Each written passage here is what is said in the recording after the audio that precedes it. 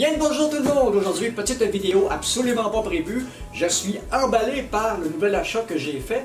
Vous vous rappelez, ceux qui se rappellent, dans ma chaîne, il y a eu une vidéo un petit peu avant Noël qui s'appelait et qui disait 3 Tera et ça marche pas. Et effectivement, je voulais agrandir mon problème de stockage informatique. Ça s'arrange pas parce que les vidéos sont de plus en plus volumineuses. Il y a de plus en plus d'éléments.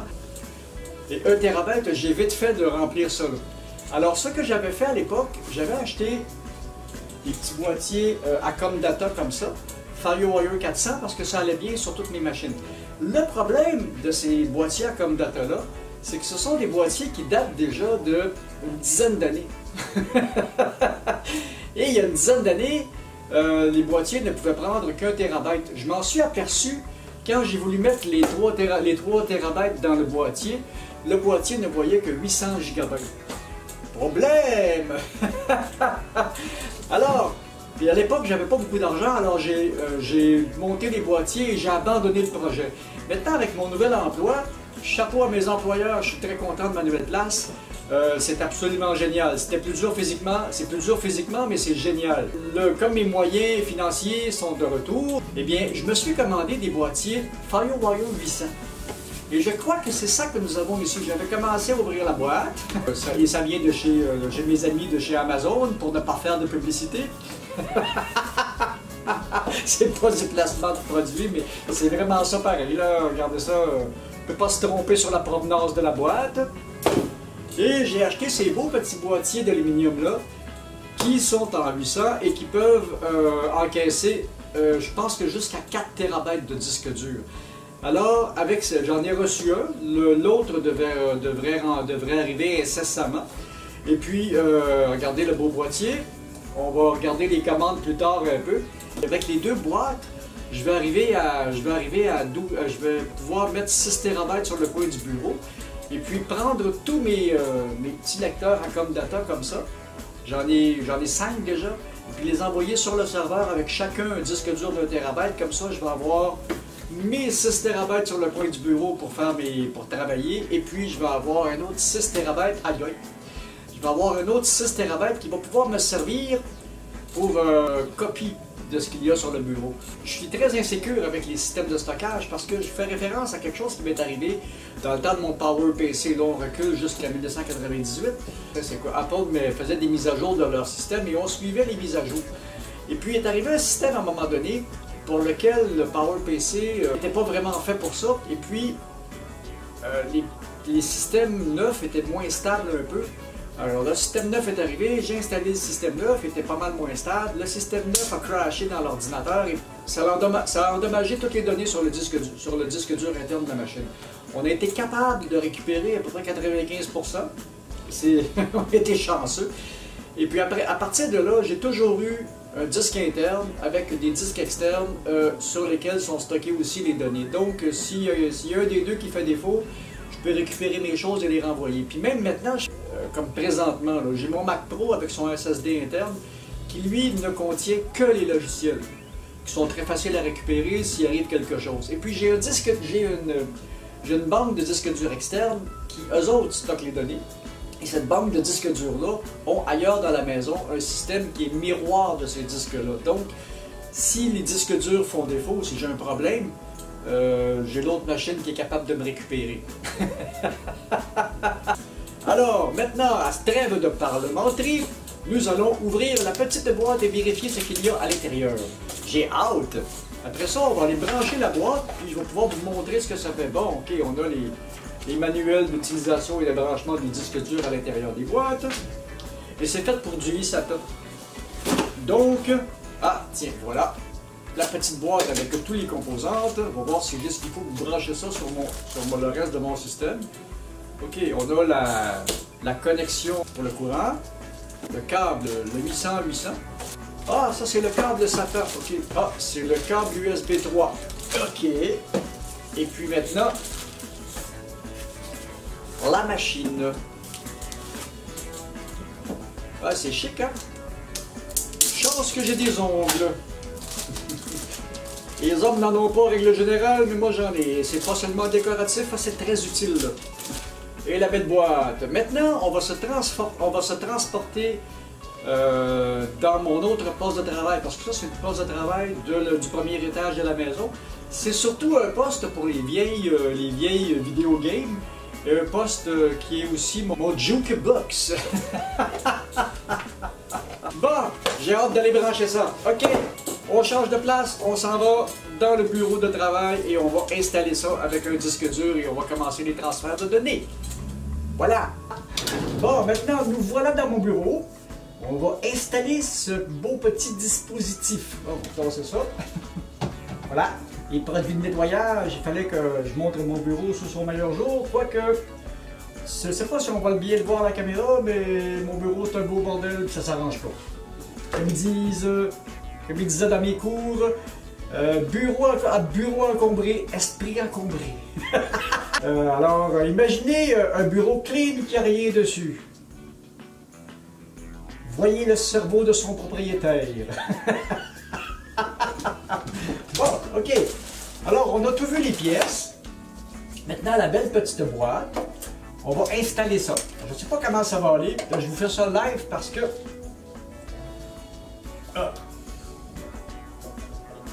j'ai même pas vraiment... Là, je lis même pas de mode d'emploi. J'ai tellement installé de ces dispositifs-là que... Ah, voilà, ça s'ouvre comme ça. Belle petite boîte. OK. Ouh! Et voilà, c'est... ça, c'est l'intérieur. On va regarder ça de plus près avec mon autre appareil photo. Et voilà, ça, c'est l'intérieur de la petite boîte. Il y a la prise SATA pour le disque dur, des petites vis pour fixer le disque dur au boîtier. Et puis, ben, c'est ça. Maintenant, on va regarder le disque dur. Le disque dur, j'en avais déjà installé un, mais on va devoir refaire toutes les configurations. Donc, j'en avais un qui n'a jamais été installé ici. La boîte, on la ramassera tout à l'heure. Le problème aujourd'hui, c'est que si je me réfère à ce que je vivais il y a 20 ans quand j'ai commencé à installer beaucoup de machines, parce que ce qui est arrivé, c'est que j'avais un de mes amis qui était un centre technique autorisé à Apple. Tant que lui a eu son centre technique, j'ai fait affaire avec lui. Et à partir du moment où il a abandonné les affaires, j'ai dû m'arranger tout seul. Je le consultais une fois de temps en temps pour des choses techniques. Mais à partir de là, je me suis toujours arrangé tout seul. Et puis au début, c'était compliqué parce que Internet n'était pas très performant. Et puis avec les années, ben, avec les performances accrues d'Internet et la facilité d'acquérir toutes sortes d'informations au bout du clavier, eh bien, j'ai appris à m'arranger tout seul et ça va très bien. Alors, c'est ça. On rentre le disque dur dans la petite machine, comme ça. Le disque dur, ah, ok, voilà.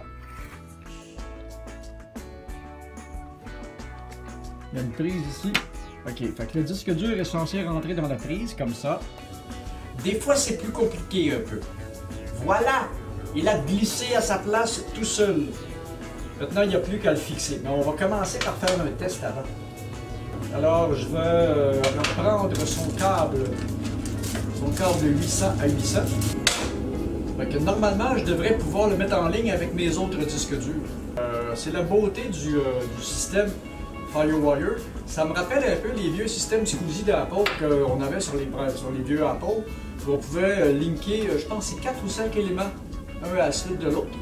Avec les disques durs, je ne suis pas certain, mais je pense que c'est 64 adresses que j'ai de disponibles dans FireWire. Fait que je peux sortir d'un disque dur parce que les connexions sont ainsi faites qu'il y a deux prises FireWire 800.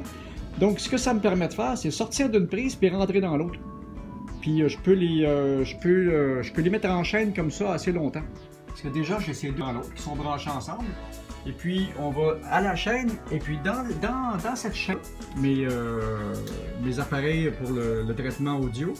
Et puis, il y a mon autre appareil pour le traitement vidéo. Ça, je me sers de ça souvent quand je rentre les données à partir d'un équipement qui est en composite.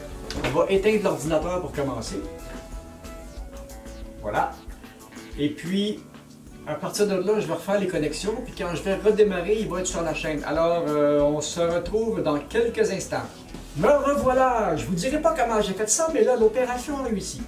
J'ai maintenant accès à mes 3 TB de stockage. Je vais pouvoir me débarrasser de mes 1 TB et envoyer ça sur le serveur. Et puis, ben c'est ça, il a fallu que je départitionne, que je fasse 3-4 moves avec ça, puis que je réfasse tout le disque, puis que je le remette en Apple journalisé. Maintenant, j'ai 3 TB. Yeah! Et puis, ben là, je vais vous montrer. Et voilà, toutes les cochonneries qui traînent sur le bureau. Le disque dur qui est de même. Là, ce que je vais faire, c'est transférer les données de ces 2 disques-là dans ce disque-là. Il s'appelle nouveau, on va le renommer à un moment donné. Et puis si je fais lire les informations, voilà, 3 TB. Oui! Et j'ai un autre boîtier qui s'en vient. Ça veut dire que je vais avoir 6 TB sur le coin du bureau. Je vais être capable de ramasser tous mes disques durs 1 TB qui traînent partout dans la maison, envoyer ça sur le serveur. Je vais avoir un autre 6 TB de disponible sur le serveur. Donc je vais être capable, comme je le disais, comme je suis très insécure avec le stockage, je vais avoir sur mon bureau le stockage de toutes mes vidéos et de tout mon travail, parce que là je travaille, j'ai recommencé à faire un petit peu d'infographie. Je vais pouvoir stocker tout mon travail sur le bureau. Je vais avoir assez d'espace sur le serveur central pour pouvoir stocker absolument tout mon travail aussi sur les 400. Le serveur est moins rapide. Alors, on va être équipé pour stocker du stock. Puis pour le prochain à peu près 2 ans, j'aurai plus besoin de toucher à ça. C'est à peu près le temps que risque de durer aussi mon Mac Pro parce que la nouvelle mise à jour avec le nouveau système d'opération que je vais installer dessus incessamment, c'est le plus ancien Mac sur lequel on peut installer cette mise à jour-là. Alors, ça me donne à peu près 2 ans. Tiens, le minou qui fait ses griffes. Attends, mon gros! Eh oui, le minou qui fait ses griffes sur moi. Je peux pas les faire, j'y coupe les griffes. T'es une espèce de gros chameau. Ah, ouais, tu fais dur. Tiens. Dis bonjour à la télé, gros chameau. Bon, ben c'est ça. Alors, c'était tout ça. Si vous avez aimé cette petite vidéo pas prévue, ben, laissez-moi un petit pouce qui fait plaisir, abonnez-vous à la chaîne, partagez, envoyez-moi des commentaires et puis je vous tiens au courant sur mon système. Salut!